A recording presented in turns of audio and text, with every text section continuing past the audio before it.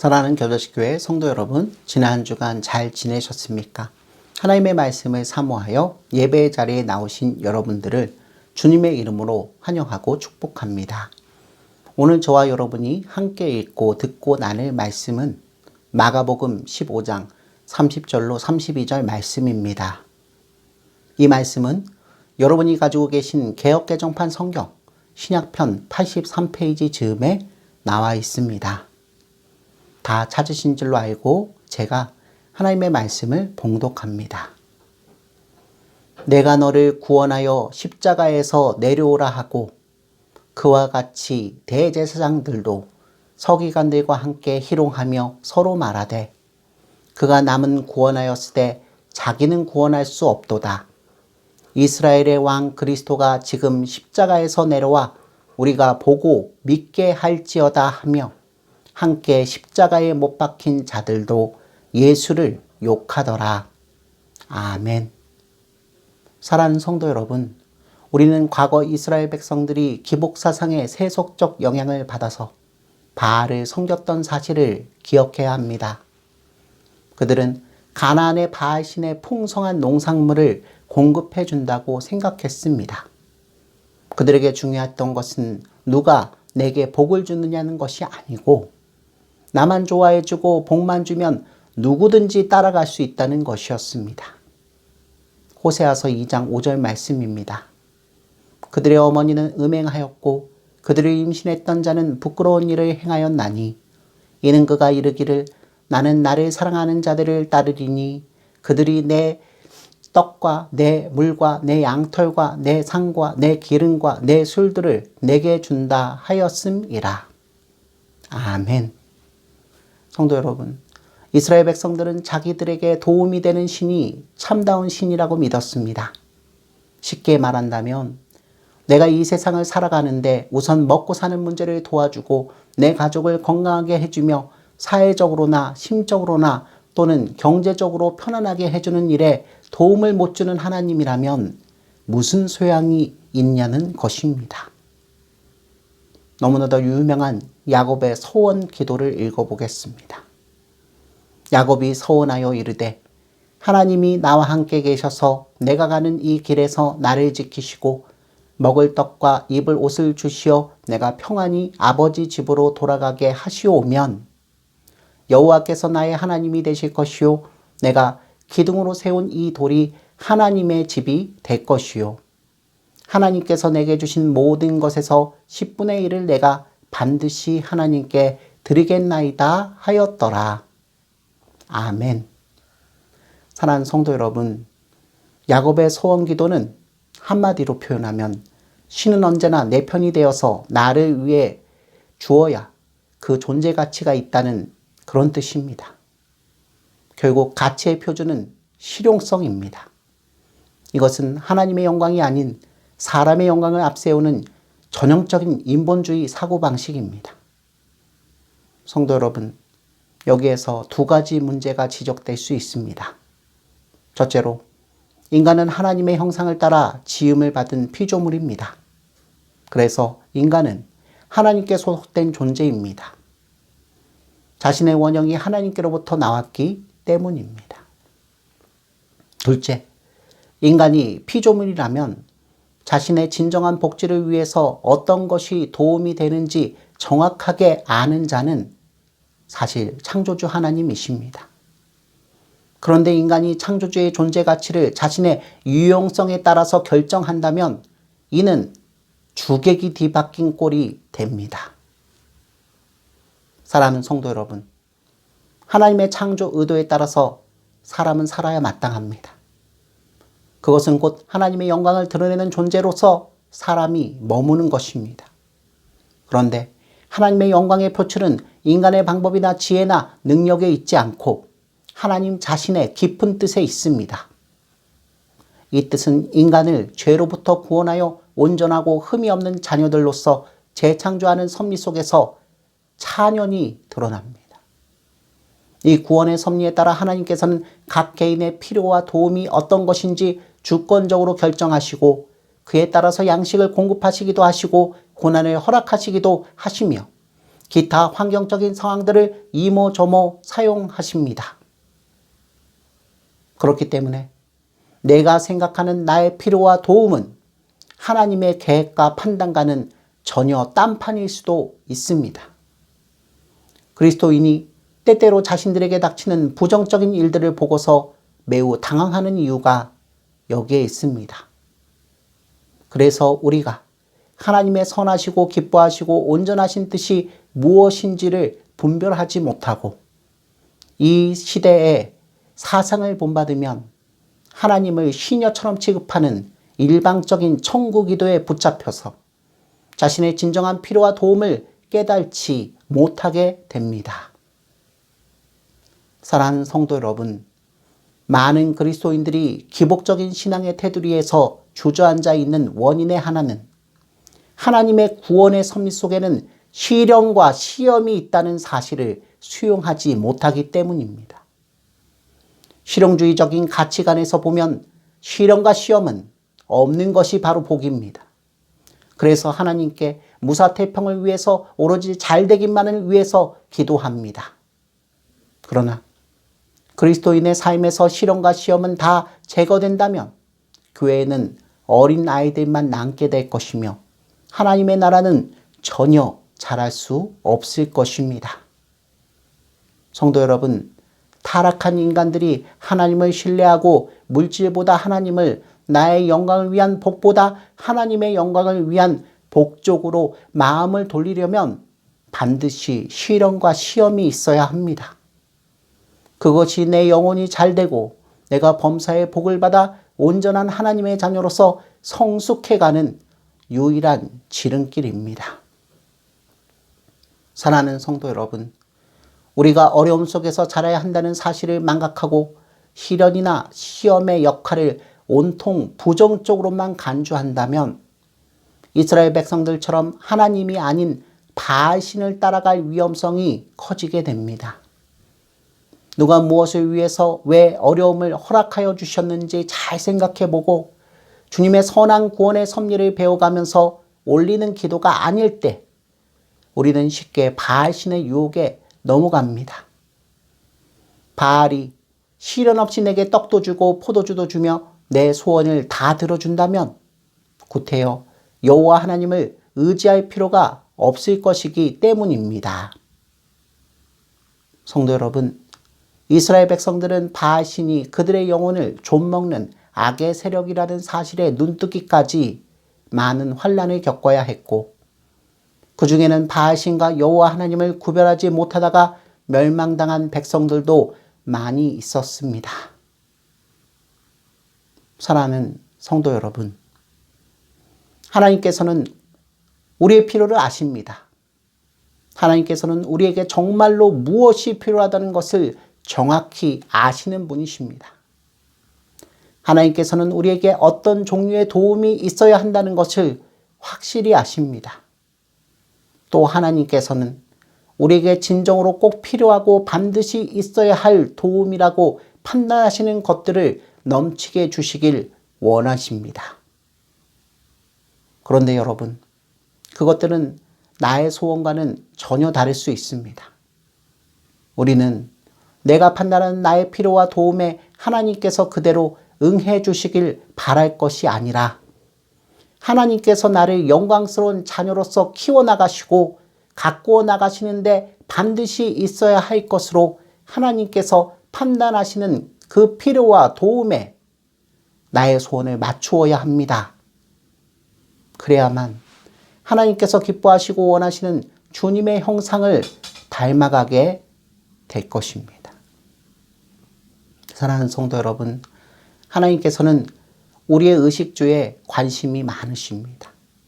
하나님께서는 들의 꽃들도 입히시고 공중의 새들도 먹이시는 분이시기 때문입니다. 그러나 동시에 하나님께서는 고난과 시련 속에서도 우리를 먹이시고 입히시며 잠재우기를 원하시는 분이십니다. 예수님께서는 공중에 나는 새와 들의 백합화가 어떻게 자라는가 생각해 보라고 교훈하셨습니다. 하늘 아버지께서 과연 그들을 어떻게 기르십니까? 그들을 어떤 환경 속에서 어떻게 돌보아 주십니까? 성도 여러분, 새들은 자유의 푸른 창공을 납니다. 그러나 하늘에도 비가 내리고 태풍이 몰아칩니다. 그러나 들판에도 폭우가 내리고 강풍이 붑니다. 청공한 그 하늘에도 먹구름이 덮이고 따스한 대지에도 찬 이슬이 내립니다. 그럼에도 하늘에는 여전히 새들이 날고 들에는 야생화가 핍니다. 이것이 바로 하나님의 능력입니다. 한편 푸른 하늘을 넓게 나는 공중의 참새는 갑자기 두려움과 걱정이 쌓이기도 합니다. 맑은 하늘이 폭풍으로 가려질 수 있기 때문입니다. 작은 참새는 자유의 천공에서 더 이상 날지 못하고 땅으로 밀려나기도 합니다. 그래도 하나님께서는 새날의 광명을 작은 참새 한 마리를 위해서 허락하십니다. 하나님께서는 강풍을 재우시고 폭우를 멈추게 하십니다. 하나님께서는 작은 참새에게 온 창공을 다 주십니다. 참새는 다시 높고 넓은 하늘을 마음껏 날아다닐 수 있습니다. 이것이 바로 하나님의 자비입니다. 사랑하는 성도 여러분, 저와 여러분도 인생의 창공에서 먹구름을 만나고 큰 비를 맞습니다. 내 삶의 터전이 나를 속박하면서 나를 밀어내며 내게 두려움을 주기도 합니다. 그래도 하나님께서는 나를 푸른 하늘을 향해 날게 하십니다. 이것이 바로 하나님의 능력입니다.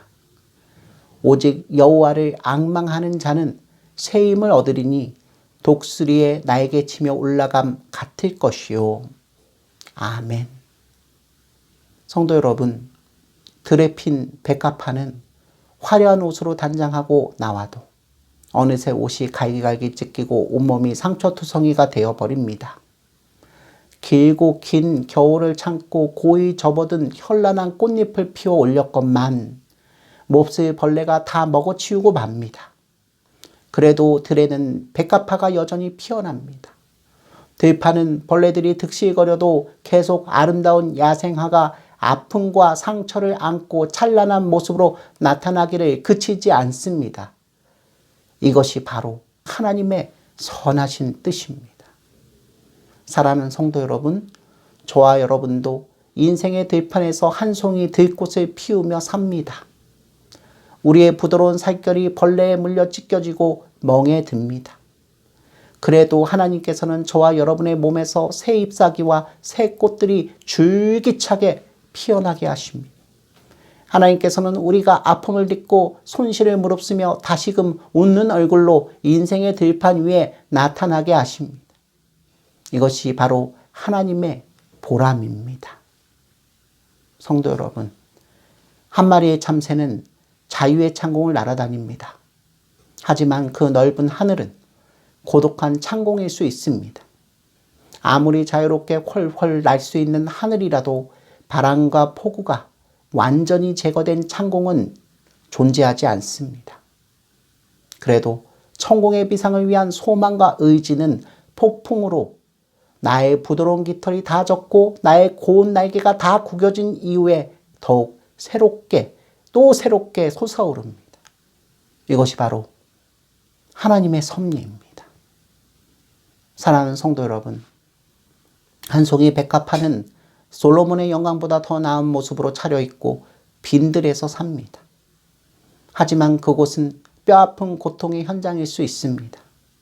아무리 아름다운 백합화를 피어나게 하는 대지라도 벌레나 가뭄이 완전히 제거된 땅은 존재하지 않습니다. 그래도 다시 피어나고 싶은 염원은 내 몸의 잎사귀들이 다 뜯겨진 이후에 더욱더 강렬해집니다. 이것이 바로 하나님의 위로와 격려입니다. 성도 여러분, 공중의 새와 들의 백합화가 어떻게 자라납니까? 그들은 폭우와 강풍 속에서 벌레와 가뭄 속에서 살아가고 있습니다. 그래도 그들은 여전히 하늘을 날고 여전히 들에서 꽃을 피웁니다. 여러분, 하늘아버지께서 우리를 어떻게 기르십니까? 새하늘과 새 땅에서의 영원한 삶을 위해서 하나님께서는 저와 여러분을 폭풍 후의 하늘과 병충들의 땅에서 기르십니다. 태풍 없는 온전한 하늘과 벌레 없는 완전한 대지는 아직은 우리의 것이 아닙니다. 하지만 시련과 시험의 날들이 지난 이후에 우리는 폭우도 병충도 없는 새하늘과 새 땅에서 영원히 우리 구주 예수님과 함께 살 것입니다. 그러나 여러분, 그때가 오기까지 우리네 인생의 창공과 대지에는 나의 날개가 젖고 나의 꽃잎이 뜯기는 고통과 아픔이 있습니다. 그날이 오기까지는 눈물과 고통이 있고 질병과 죽음도 있습니다. 사랑하는 성도 여러분, 넓고 푸른 하늘을 마음껏 날던 새들도 마침내 떨어집니다. 눈부신 색채로 피어난 들의 꽃들도 마침내 시들어 버립니다. 그러나 그들이 어디에서 떨어지며 어디에서 시듭니까? 이 세상이 아닙니까? 그런데 여러분, 이 세상이 누구의 것입니까? 바로 하나님의 것입니다. 그렇다면 공중의 새들과 들의 백합화가 누구의 장중에서 떨어지고 시든단 말입니까? 바로 전능하신 창조주 하나님의 영원하신 손안이 아니겠습니까? 성도 여러분, 우리는 살아도 하나님의 손에서 살고 죽어도 역시 하나님의 손 안에서 죽습니다. 하나님께서 저와 여러분을 기르시고 돌보십니다. 하나님께서 우리를 새 하늘과 새 땅으로 옮기십니다. 비록 시련과 고통의 뒤안길을 지나서라도 하늘 아버지께서 우리를 사랑과 섭리와 능력과 지혜의 팔로 인도하시고 영원한 구원의 완성을 위해 지금도 일하고 계십니다. 그러므로 저와 여러분은 시련과 고난 앞에서 새하늘과 새 땅의 시련을 위한 주님의 소망이 나의 온갖 인생의 폭우와 병충들에도 불구하고 마침내 이루어지기를 간구하고 또 간구해야 할 것입니다. 한편 고난에는 내가 전혀 이해할 수 없는 측면들이 너무나 많습니다. 아무리 주님의 영광을 위해서 기도를 해도 그대로 계속되는 고난도 있고 전혀 무의미한 듯한 고통들도 적지 않게 실존합니다. 그러므로 여러분, 고난 앞에서 우리는 더욱더 겸허해야 하고 하나님을 더 한층 신뢰해야 합니다. 저와 여러분, 우리의 고난을 다 설명하지 못합니다. 그럴지라도 고난은 그리스도인이 거쳐야 할 필수 불가결한 믿음 생활의 현실입니다. 성도 여러분, 십자가에 달리신 예수님을 향해서 원수들이 어떻게 조롱하고 모욕했습니까? 마가복음 15장 30절로 32절 말씀입니다. 내가 너를 구원하여 십자가에서 내려오라 하고 그와 같이 대제사장들과 서기관들과 함께 희롱하며 서로 말하되 그가 남은 구원하였을 때 자기는 구원할 수 없도다. 이스라엘의 왕 그리스도가 지금 십자가에서 내려와 우리가 보고 믿게 할지어다 하며 함께 십자가에 못 박힌 자들도 예수를 욕하더라. 아멘. 사랑하는 성도 여러분, 하나님께서 자기 아들까지라도 이 같은 치욕적인 고난을 십자가 위에서 당하게 하셨다면 그를 따라가는 우리 그리스도인들에게도 부활의 복이 있기 이전에 겟세마네의 어두운 방과 나를 버리시는 듯한 십자가의 고뇌의 절규가 따를 때도 있다는 것을 우리는 반드시 기억해야 할 것입니다. 이 같은 고난의 의미를 모르면서 지상의 복만을 위해서 주여 주여 부르짖고 믿습니다, 아멘이라고 외치는 것은 하나님의 신령한 구원을 기복적인 세속 종교로 전락시키는 불신, 우상숭배의 행위입니다. 성도 여러분, 믿음 생활의 속에서는 주님의 이름을 위해서 내가 피하지 말고 달게 받아야 할 고난도 엄연히 존재합니다. 끝으로 시편 69편 7절로 8절 말씀을 읽어드리겠습니다. 내가 주를 위하여 비방을 받았사오니 수치가 나의 얼굴에 덮였나이다. 내가 나의 형제에게는 객이 되고 나의 어머니의 자녀에게는 낯선 사람이 되었나이다. 아멘. 오늘 하루도 우리 구주 예수 그리스도와 함께 영광을 받기 위해서 고난도 함께 받는 저와 여러분이 되시기를 주님의 이름으로 축원합니다. 아멘.